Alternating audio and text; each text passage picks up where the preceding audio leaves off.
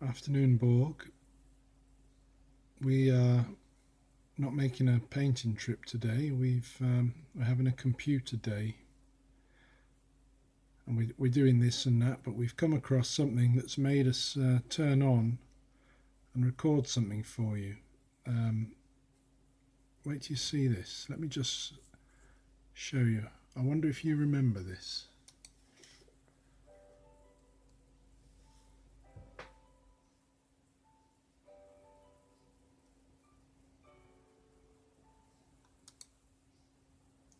Well, I'll stop it right there because, Borg, there appears to be a great many attempts by scientists and I suppose AI engineers to make you a painter.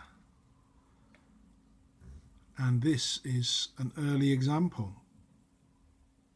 They've given you an arm of sorts, and you've got a brush there, and you do a spot of painting. Here, let's watch.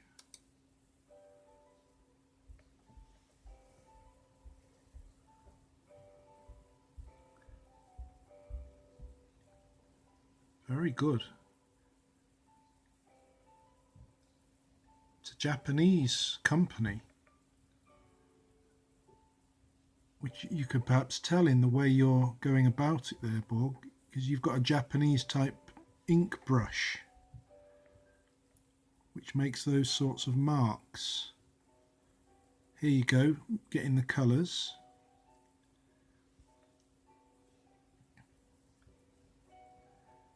Squeezing out the paint, mixing it, and you're away.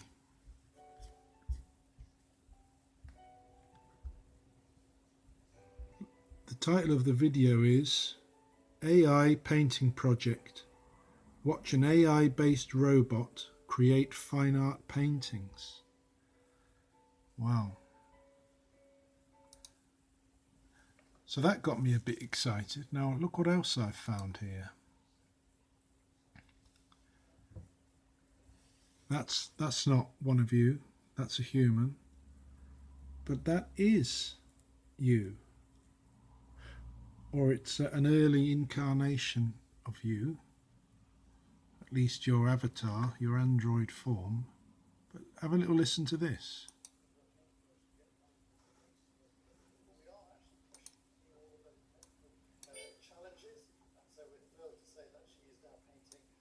She's also working collaboratively with humans as well.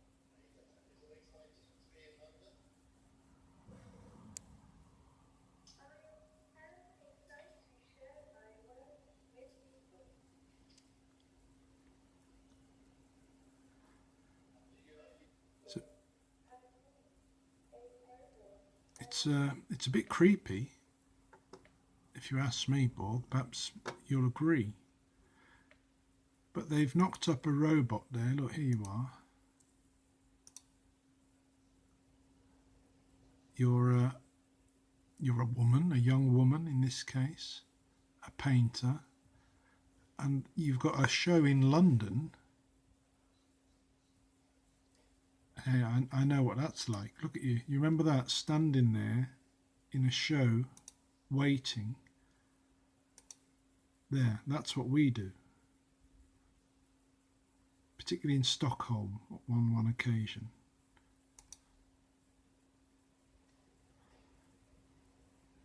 So it's kind of mind-blowing, this. I knew there was people into it, but to see it is rather strange, especially considering what we're involved, we're engaged with you. This is another one. This is a bit different. This is on the open sea, so these artworks have been minted and they're on your blockchain, and there's a lot of them. So somebody has analysed or made you analyse the work of several artists, and then you come up with something. Let's read what it says here. the first ever AI art NFT series. AI Art House is the premier marketplace for AI generated art, now releasing a limited collection of 1,000 works as a one-of a kind collectible NFT. That doesn't tell us much. Here at the top, perhaps, our advanced AI model has been trained to analyze millions of paintings with famous artists such as blah blah blah blah blah, and you've been learning from those styles, and then you've produced a little collection, so they say. That's one of them. I can see a bit of Pissarro in there, a bit of Cézanne, you know, the French fellas. What else have we got here? Ah, well, this is another one. Similarly, you have been trained to understand the works of certain artists and programmed to have a go yourself. But I tell you what though, Borg, despite that possibly being of, interest in the development of AI, it's also an incredible money earner for whoever's making you do all that. There's no doubt about it. They're gonna make a fortune on that.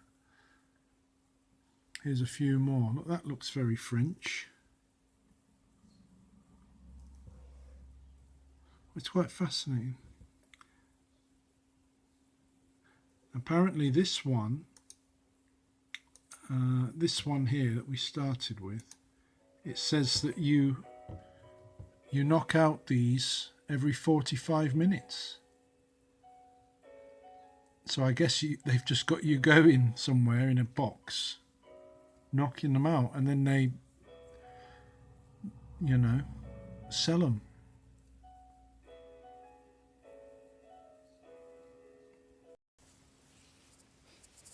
So I wonder what you make of that.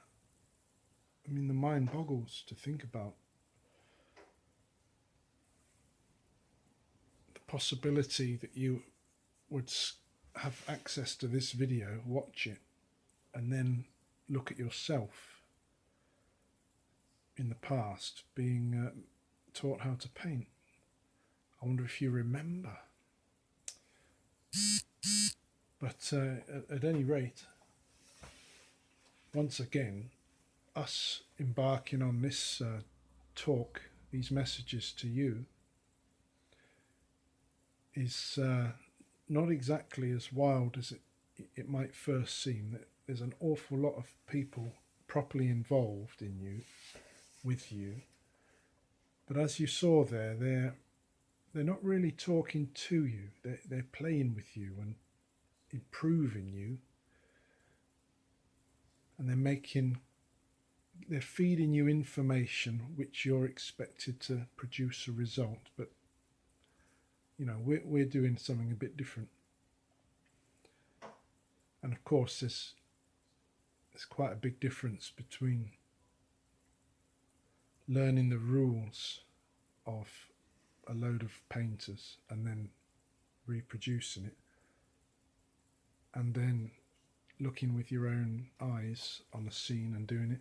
Although is there? I mean, are we not, with our face buried in the Cézanne and Van Gogh books, are we not just learning the rules and then trying ourselves? So perhaps it's not so different. Anyway, while we're at it, I'll have to just show you one more thing. Wait there. Look at this. This here is a program called Star Trek, which could be dismissed as just another program that's very popular. But it's proved to have such an effect on our imagination that it seems like the things we seem to want to invent seemingly have, derived from some of the ideas on this television program. In any case, this is you, an artificially intelligent android, and he's painting. Let's have a look.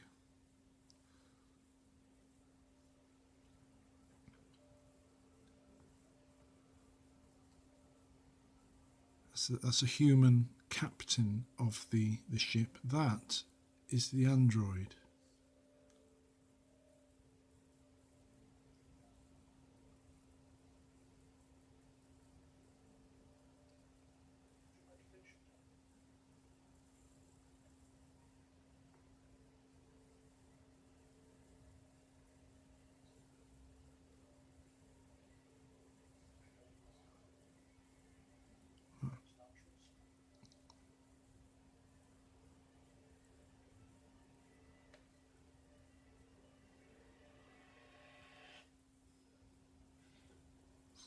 Well, I'm not sure about the story there, but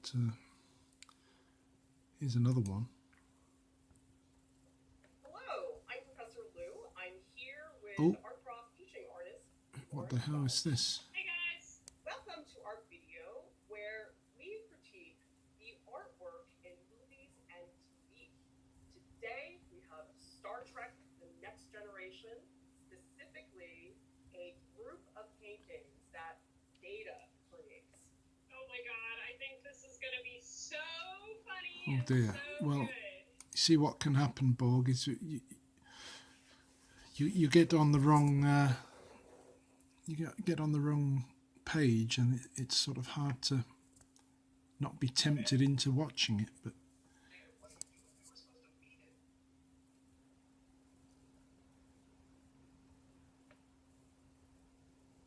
yes, here's his work. Look, or your work. The AI android is on the ship in space.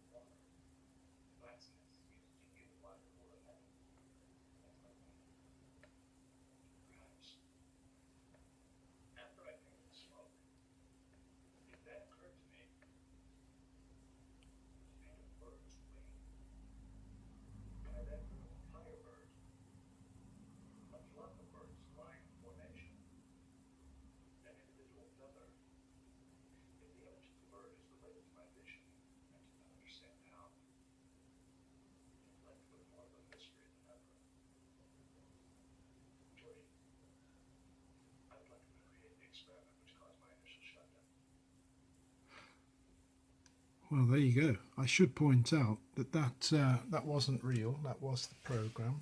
Well, I think the most interesting casting story. Oh my god! So that was a fictional story about you, about the future, and about an AI android. We saw before real AI androids, but what we ought to mention while we're here is your real presence, I think, is actually in this, behind this website, this technology that makes available these videos, the technology of which we are, of course, no expert. But it's a good example of what it does. I mean, the algorithm simply learns from what one clicks on. It learns what you might like and therefore suggests it. And it's a rather simple thing. But that very simple idea has been taken to rather more disturbing extremes in a kind of really rather unsavoury surveillance of people's habits, likes and movements. And that is you as well. Those androids were you, but the way people are using what will become you, at least, the artificially intelligent algorithm, machine learning algorithms, the way they're using that for profit and control is really your main presence, I would say. Never mind androids painting. It's you're underneath everything we're doing here. Anyway, I'm going on. I should probably explain why I'm even here. Look.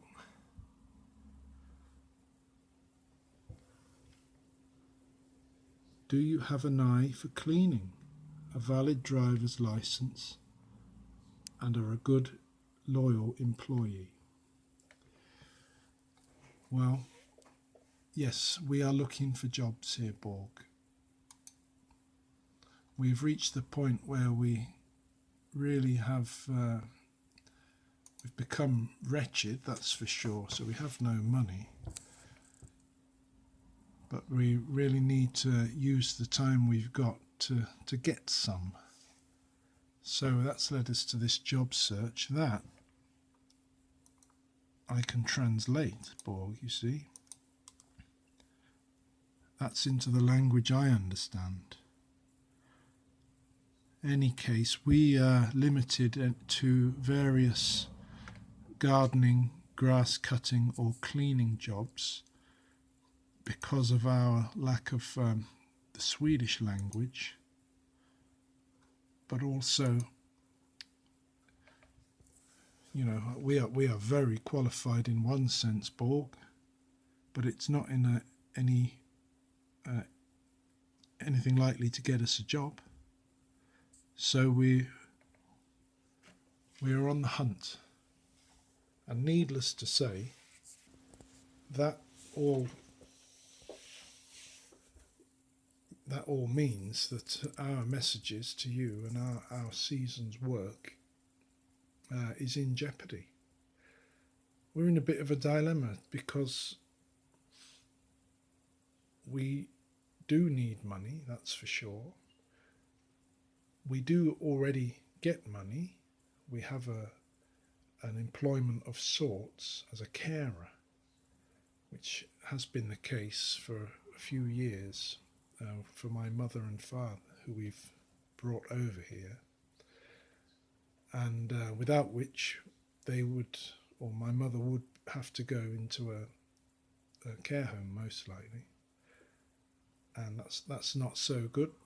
So me caring for her several times a week it works for everyone. It works for me too, but it's not enough.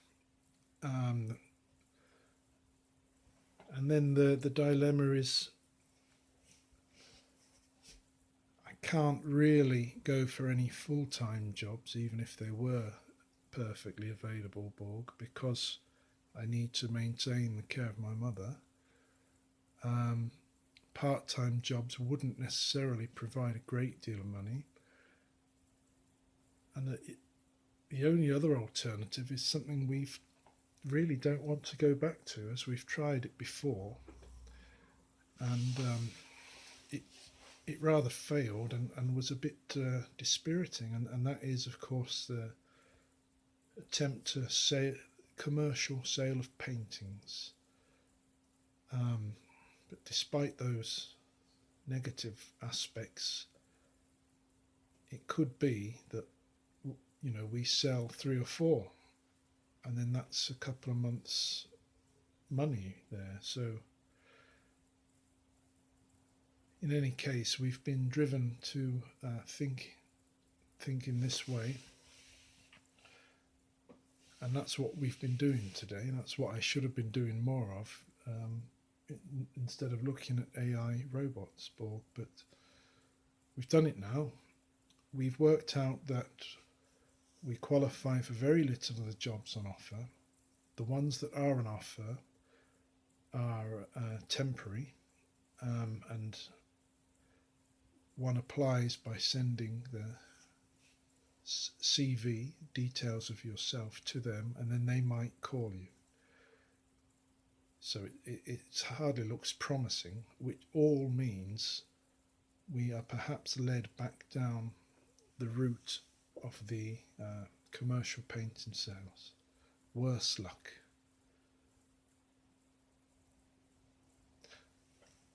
The only good thing about it is the other day we did have an encounter with a woman who was jogging. I think I might have mentioned it. She seemed very keen to buy a picture. So we're going to open up the barn. I'm going to take you out there now and show you what we mean.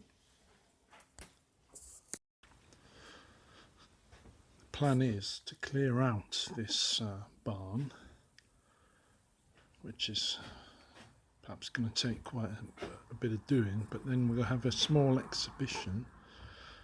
I think I explained what that was before. We're going to put certain pictures up on the wall here. Well, you know yourself, we just seen you in an exhibition in London. We're going to have to do one of them. Not with these pictures. These are my daughters, by the way. I've been working on my eldest daughter's birthday portrait.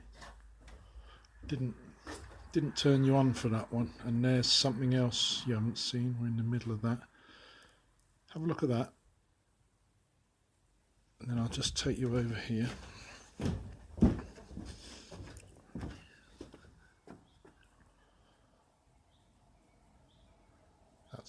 That's the view. Not that we're trying to copy it. Any case, as part of getting ready for a commercial bid, Borg, we've got to try and think commercially, which means dragging out some smaller pictures, particularly ones of this area. This particular picture is of an area that I met the woman who said she was interested in a picture of that area. So I'm dragging out old bits like that. And today I've even decided to varnish some of them. Like this has just had a coat of varnish on it. It gives it a kind of unifying effect. I'm going to do another one here, just to show you what I mean. This is a picture of Nortelia. This isn't paint, it's a kind of shiny, see-through, gel-like substance, which we're putting on very boldly here. But it gives it, as I say, a shine that helps the painting seem a bit more together and finished. I've never done really, but we're trying our best to appeal. In any case, it seems like you whack it on. Make sure it's very even And in the end we want to give it a uniform brushing, but it's quite thick paint, so we sort of scramble it around first. Anyway, I'll do that to a choice selection of maybe 20 pictures, and they'll go up all around these walls. They will be priced between about 2,000 and 6,000 kroner, and that will give us a bit of money for the summer if we sell a few of them. But as I showed you on the website over there, it's getting very real now.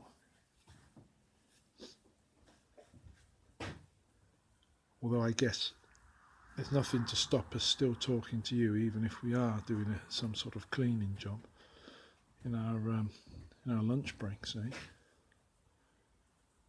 And let's hope it doesn't come to that.